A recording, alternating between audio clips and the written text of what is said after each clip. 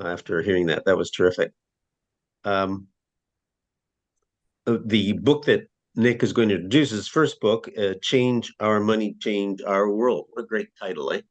And it totally reflects Nick. He spent a good portion of his life trying to make the world a better place. And this is obviously money is a pillar, a key ingredient in achieving those goals. And in his book, he does a great job of showing why and how. Um, in the debriefs last year and the year before, even I think we talked about needing a component of our presentations that was addressing newbies. And I think as I read this book, I thought this is it. Nick is talking to the newbies in this book. Um, uh, I also thought about how his book relates to Arthur Miller's Death of a Salesman, um, which gives a different take on the American dream.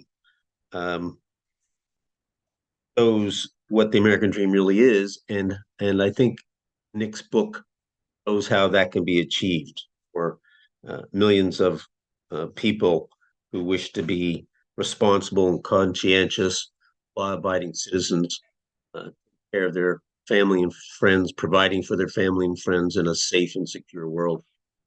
That's really Nick's vision. I also thought about the book or the poem "If" by Rudyard Kipling. In the poem, Kipling says that we shouldn't look too good nor talk too wise, and Nick communicates in a way which shows he respects everybody. He's talking to everybody. It was a very easy read, and he really helped people along, and he showed his own the way he started and the progress he made, so nobody feels like, oh, I can't do this. He's um, he has a writing style which I think is just, as I say, an excellent perspective on how to reach the ordinary citizen who hasn't got all sorts of time to do deep dives into things, but will definitely come out with an understanding of how the money system works and what some changes to it can do for our society. So, Nick, I'll let you introduce the book, make your comments, and then maybe we can follow up with some questions and explore it further. Where's yours, Nick? I'm just joining for a moment. I wanted to show a copy of Nick's book, Money Creation 101. Money Creation 101, change our money, change our world. Our money is created by banks when they make loans and charge us interest for their privilege to do so. Think about that. What was your first reaction to that when it settled into your mind? Incredulity. That was mine. How could such an injustice exist? Not only exist, but be almost unknown to the vast majority of people. I'm sure if you were at all like me, you wanted to tell everyone you knew about it. I'm also sure that if you were like me, almost everyone you told wasn't really very interested. Most people are simply overwhelmed with life. And planet and people crises that appear to be unsolvable. They are not in the least bit interested in taking on another issue or project. For these dear friends of yours, please just hand them a copy of Money Creation 101 and ask them to take a look at it. The People, Planet, and Power of Money project was written to offer a common solution to the inability of our present money system to distribute money in sufficient amounts to the people and planet so that we can fund a livable wage, education, healthcare for all, climate action to draw down on the carbon and greenhouse gases in our atmosphere, clean up our oceans and freshwater, restore dying ecosystems, stop our loss of species, do something about the planet, the plastic that's indigestible by our planet. The People, Planet, and Power of Money project consists of 3 books. Money Creation 101. It's on Amazon.com right now. History of Money 101, which will be available very soon. And right at the start, we do touch on a lot of that biblical debt cancellation and the early system of money that Dr. Hudson was talking about. Third book is Spaceship Earth 101. All of these 101 designations came to me in a dream. Actually, they didn't come to me in a dream. They came to me in my Economics 101 class when I was a student in quite a few years ago. Anyway, our instructor in Econ 101, when we came to the chapter on the Federal Reserve, said we would be skipping the chapter on the Federal Reserve System because only a couple of people, a handful, that was the term he used, only a handful of people in the entire country were capable of understanding how it worked to create money. So I'm using the 101 designation for you as you read the books here. Book 1, Money Creation 101, directly answers the question of who creates our money. It also takes the economics profession to task for being unable or unwilling to tell us who creates our money and how they create it. We hear from a Federal Reserve economist, university professors, and others who have difficulty answering the question of who creates our money.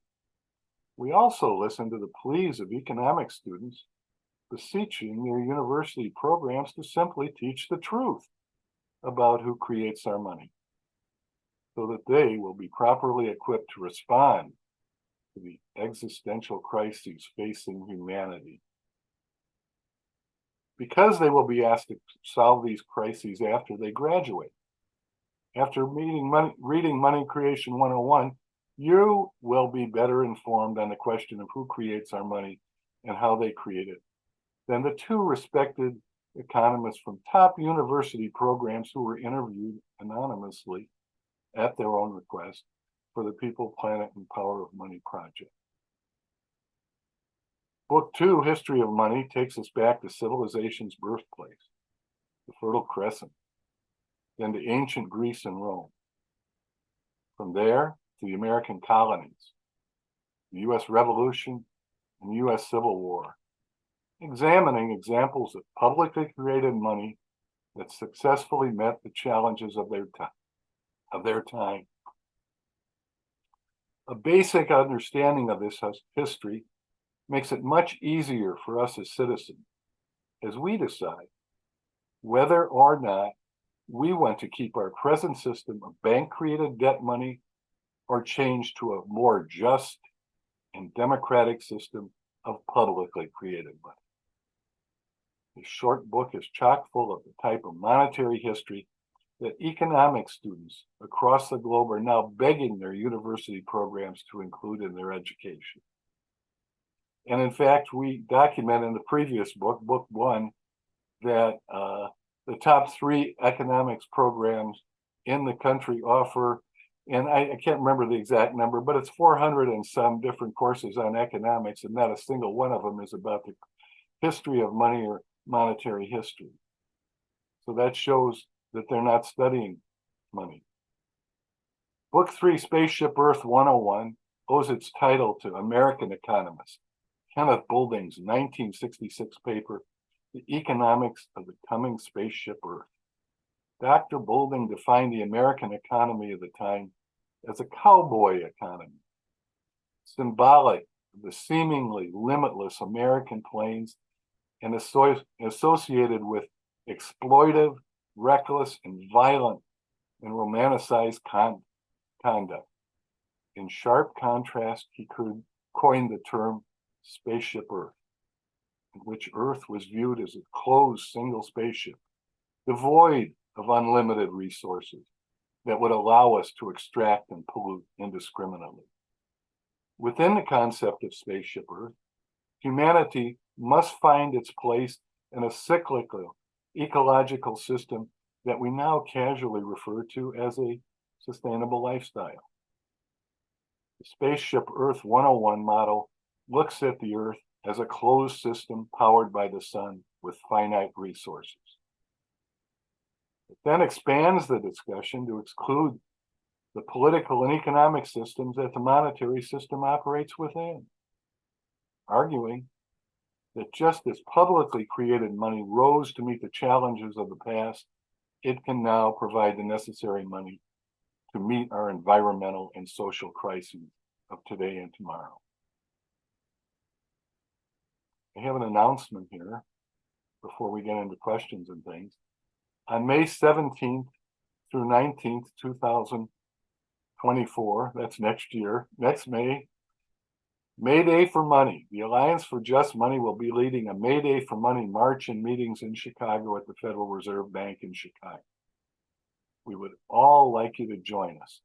There's a web page announcing it that Fernanda Lugo has created for us, and somebody can pop that up there, I'm sure.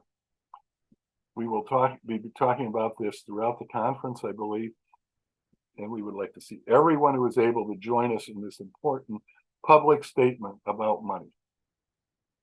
And I have a couple of comments here just about Stephen Zarlenga was my tutor and mentor in monetary reform, and I do appreciate the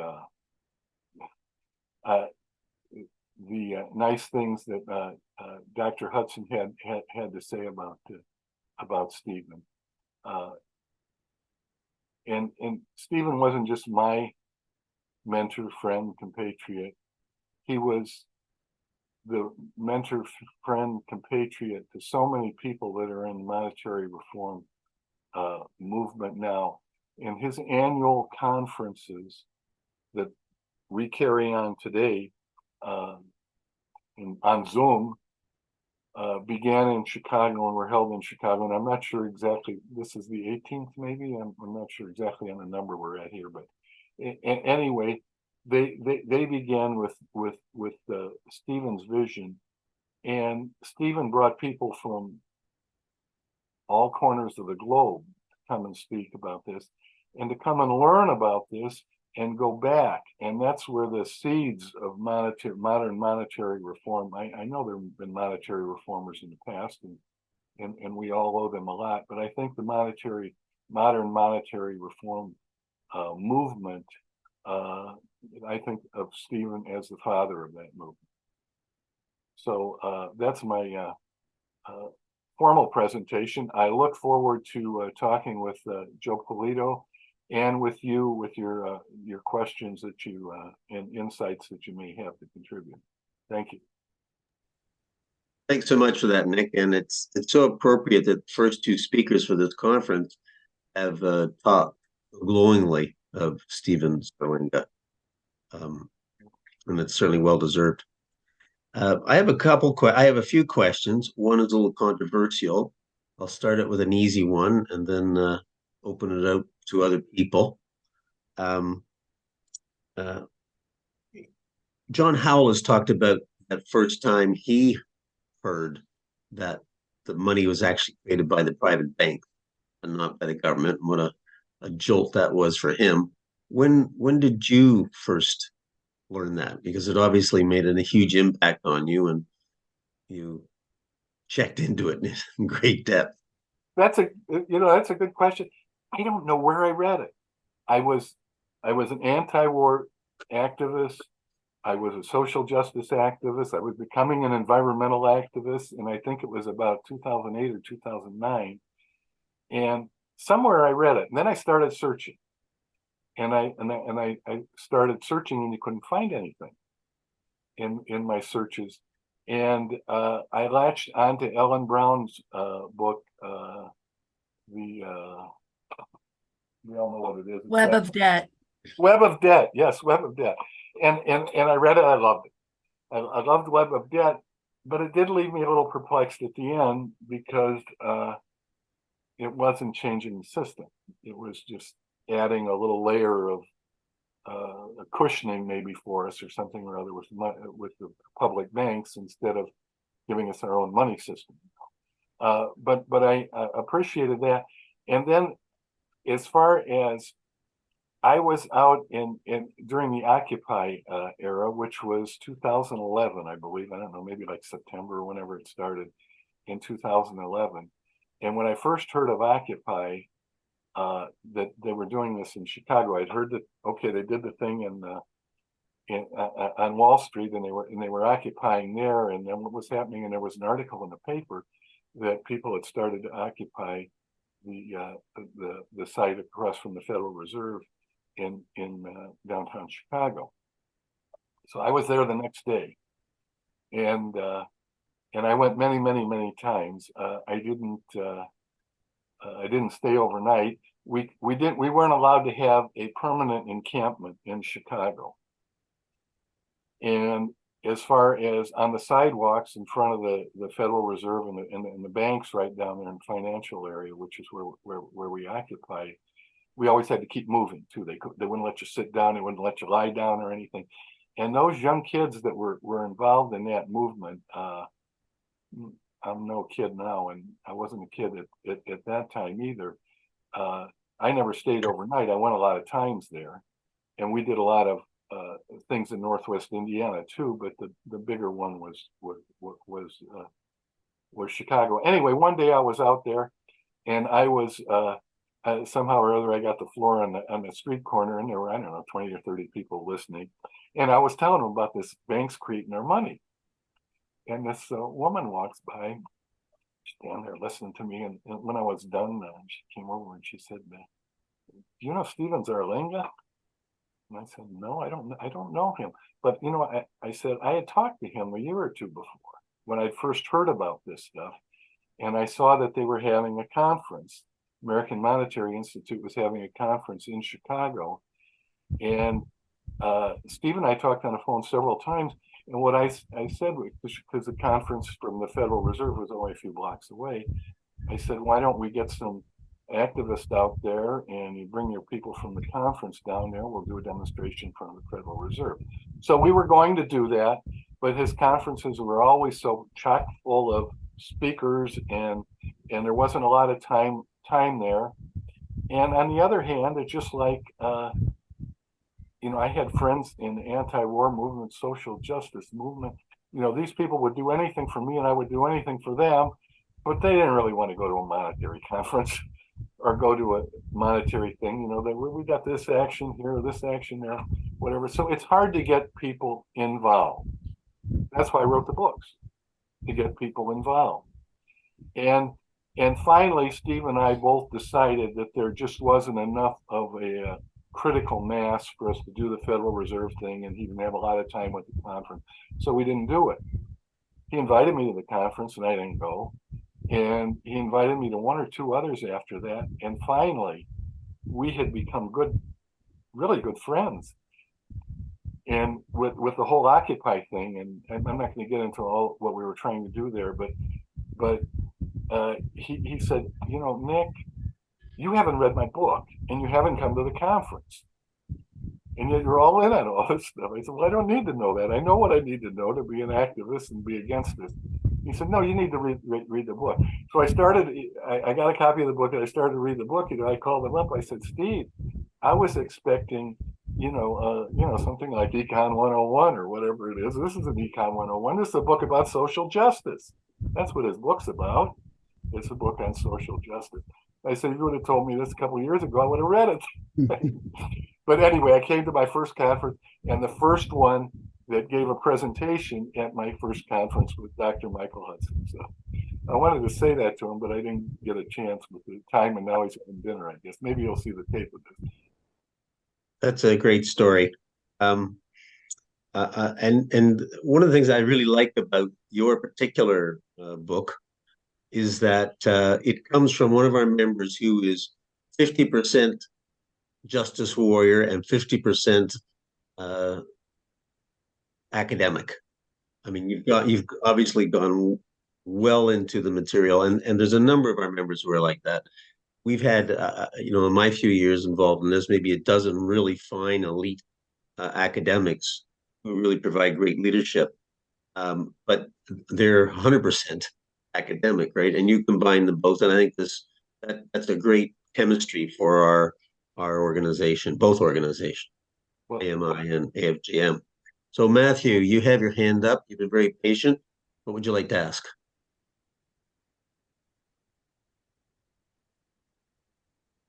You're muted still. Yes, thank you very much. I guess when I learned about how credit is created, I wasn't like I was very interested, but I didn't feel any like moral injustice about it or anything like that. And later on, I found a quote by Hyman Minsky, which really summarizes it. Um, and it's that anybody can create money. The trick is getting it accepted. Hyman Minsky says. And I wonder if you talk anything about like community currencies at all or mutual credit, because America also has a history of that. In the Great Depression and prior, there was no money around, so people just issued their own IOUs for a while. This was later made into company script and became very exploitative. But community currencies, when they're not done by a corporate currency, can be very beneficial. And I wonder if your book talks anything about community currency, or is it just all bank money? well, I talk about publicly created money. I mean, I describe the bank money system, and I describe in all three books. Everything isn't just in the first book. I describe the money system that we'd like to have. And as far as to be honest with you, I'm not really on board with community currencies. I believe that a country should have one money system, and that system should be created and issued by the government. And book 2, which is the history of money, kind of gets into I don't want to get into the whole ball of wax there, but we basically had our money was backed by both silver and gold until I believe it was 1873, when President Grant signed I don't remember the name of the bill, but he signed a bill. The Resumption Act. The Resumption Act. Okay, so he signed the Resumption Act, which meant that we went from a system of a bimetal system to just gold backing our currency. What that did was that constricted the supply of money and put us in a huge panic. They didn't call them recessions or depressions; they called them panics. Before the Federal Reserve System, and that was terrible for the country. And actually, that got people who were pushing the greenbacks, which had been issued during the Civil War, and they were paper fiat currency, publicly created money. The people that wanted to support the greenbacks and expand the greenbacks, they were so hurt by this panic that their attention got away from supporting the greenbacks into supporting this bimetal system, to going back to a bimetal system. So it was actually worked out very effectively for the powers that be to stop the greenback. Matthew, you've come to the right place, even though you might not have got the answer you're looking for from Nick.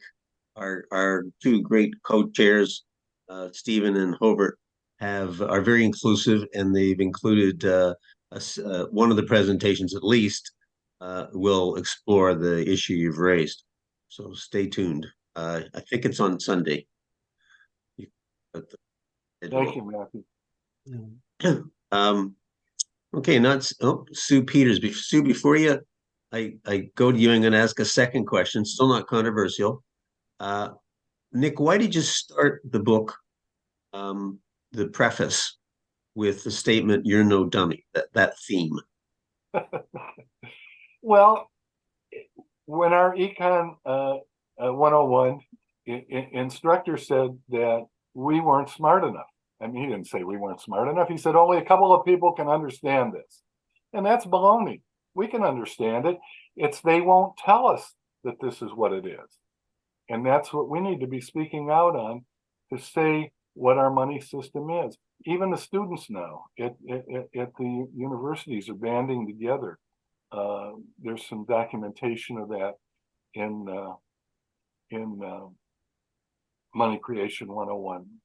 Banding together, asking their universities to teach it to them, and they're not teaching it to them.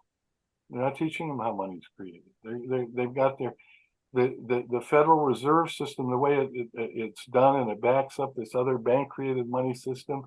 It's so convoluted that it is hard to understand, and that's intentional, because the job of the Federal Reserve is not to give us the best system of money we can have. The job of the Federal Reserve is to support the system that we have right now, and not to listen to anybody else. Steve Zarlenga wrote his book. The Bank of England came out with their paper, Money Creation in Modern Economy. Several other Huber's stuff and Dr. Kumo's stuff. You know, they've written scholarly things, and have they been? The Federal Reserve has approximately, I think it's 360 macroeconomists,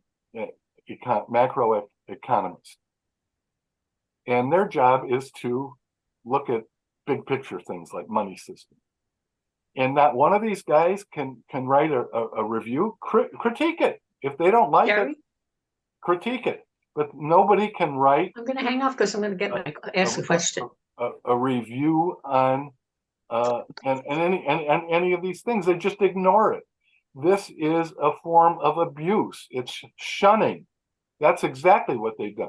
So the concept of privately created money, a just system of privately created money, has been shunned by our economics establishment, with a few exceptions.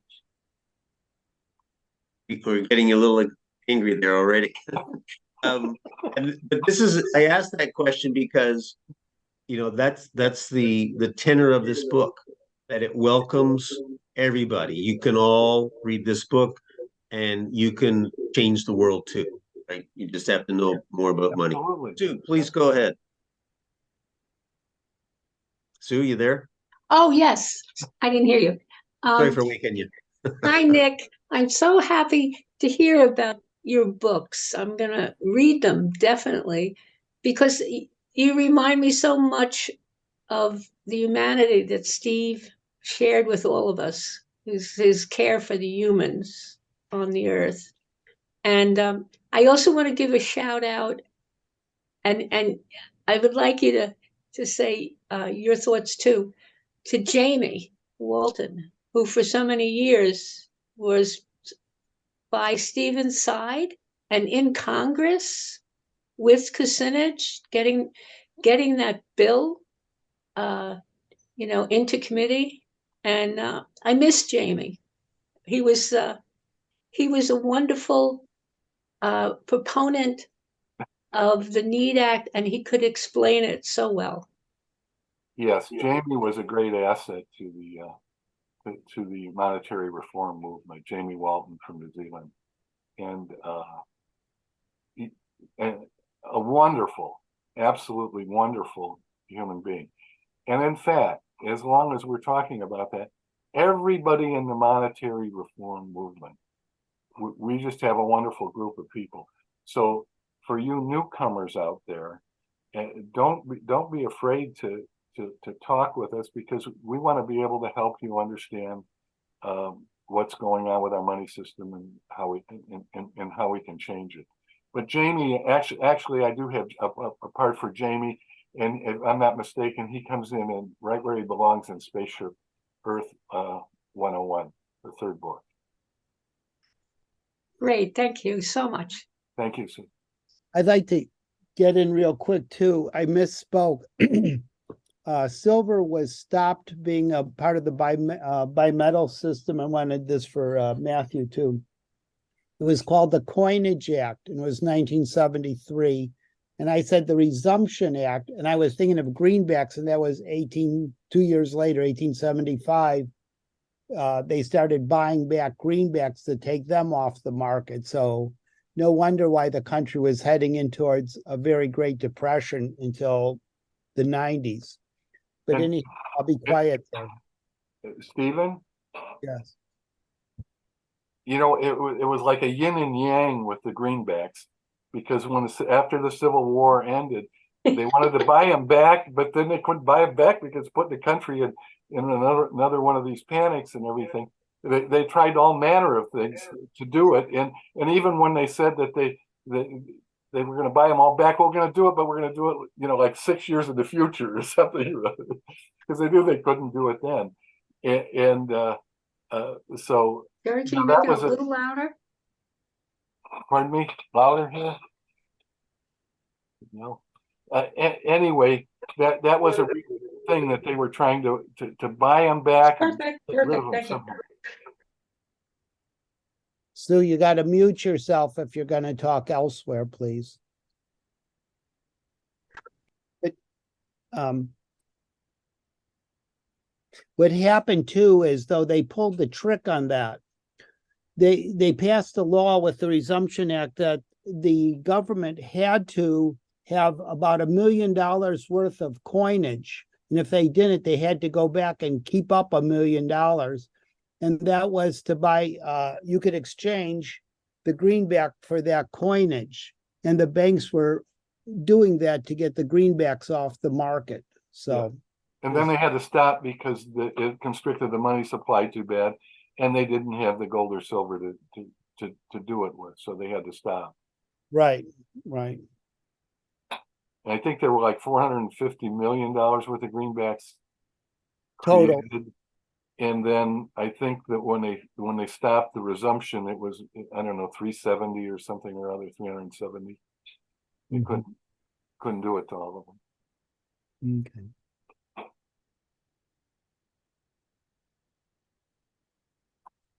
Joe, you're muted if you were going to say something. Sorry about that. Franz, you have your hand up. What would you like?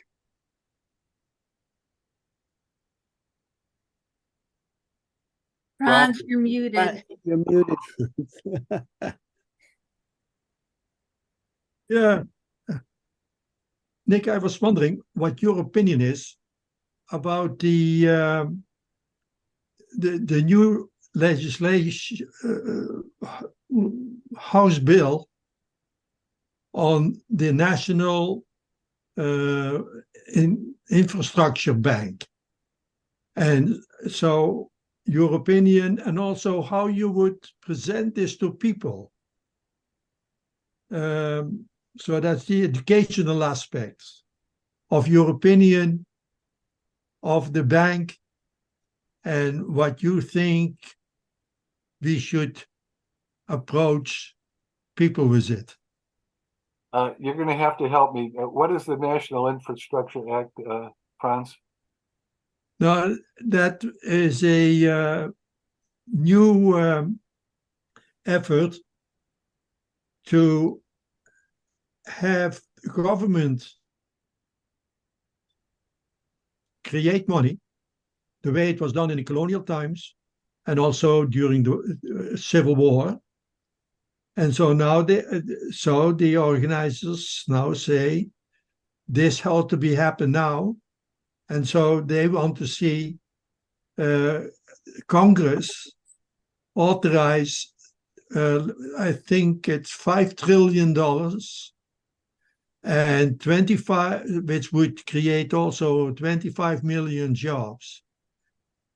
Franz, you're right about that. It is $5 trillion, but I just want to, I don't know if Nick's ready to answer, but two things. One is this Sunday, Alpaca Murtardi is going to speak on that issue. She's going to give a whole presentation on it, and we should listen to that. And then I'm going to work on getting Omarova to give her more Need Act-like presentation afterwards. So, but don't tell anybody. I'm just still working on that one.